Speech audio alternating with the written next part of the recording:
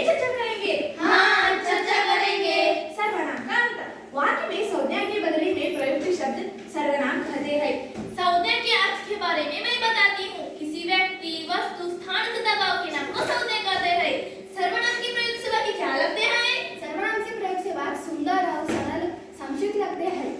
सर्वनाम में कितने भेद हैं? सर्वनाम में 6 भेद है। वो कौन सा है? वो पुरुषवाचक सर्वनाम, निजवाचक सर्वनाम, निश्चयवाचक सर्वनाम, अनिश्चयवाचक सर्वनाम, प्रश्नवाचक सर्वनाम, संबंधवाचक सर्वनाम। मैं पुरुषवाचक सर्वनाम के बारे में बताता हूँ।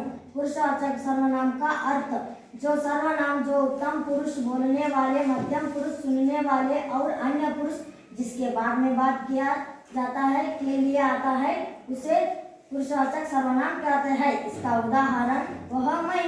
बस करो, मैं इन उदाहरणों को वाक्य में प्रयोग करती हूँ। वह कुछ कर रहा है, मैं हमारे तेग स्कूल पढ़ती हूँ। बस मैं उत्तम पुरुष के बारे में बताती हूँ। उत्तम पुरुष का अर्थ कहने वाले या बोलने वाले को उत्तम पुरुष कहते हैं। इसका उदाहरण मैं, हम। बस मैं इन उदाहरणों को वाक्य में प्रयोग करती हूँ। मैं लिखती हूँ, हम लोग धारवाड़ से आए हैं।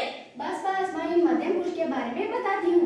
मध्यम पुरुष, सुनने वाले को मध्यम पुरुष कहते हैं। इसका उदाहरण तुमसे, तुम लोग आदि। बस मैं इन उदाहरणों को वाक्य में प्रयोग करती हूँ। तुम लोग कहाँ जा रहे हो? आपका घर कहाँ है? बस मैं अन्य पुरुष के बारे में बताता हूँ। जिसके बाद में बात किया जाता है उसे अन्य पुरुष कहते हैं। इसका उदाहरण यह वह।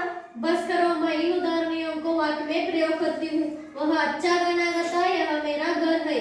बस मैं निजवाचक सर्वनाम के बारे में बताती हूँ। निजवाचक सर्वनाम का अर्थ जिन सर्वनाम शब्दों को उपयोग वक्ता स्वयं के लिए करता है उन्हें निजवाचक सर्वनाम कहते हैं। इसका उदाहरण मेरा, हमारा।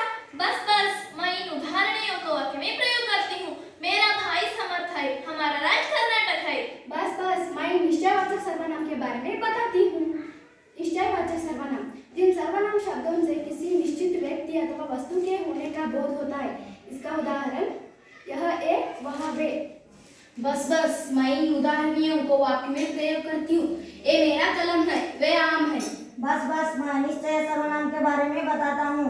जिन सर्वनाम शब्दों से किसी निश्चय व्यक्ति अथवा वस्तु का बोध नहीं होता है उसे अनिश्चयवाचक सर्वनाम कहते हैं। इसका उदाहरण कोई, कुछ। बस करो, मैं इन उदाहरणों को वाक्य में प्रयोग करती हूँ। कोई आ रहा है, कोई घर पर आया है। बस मैं प्रश्नवाचक सर्वनाम के बारे में बताती हूँ।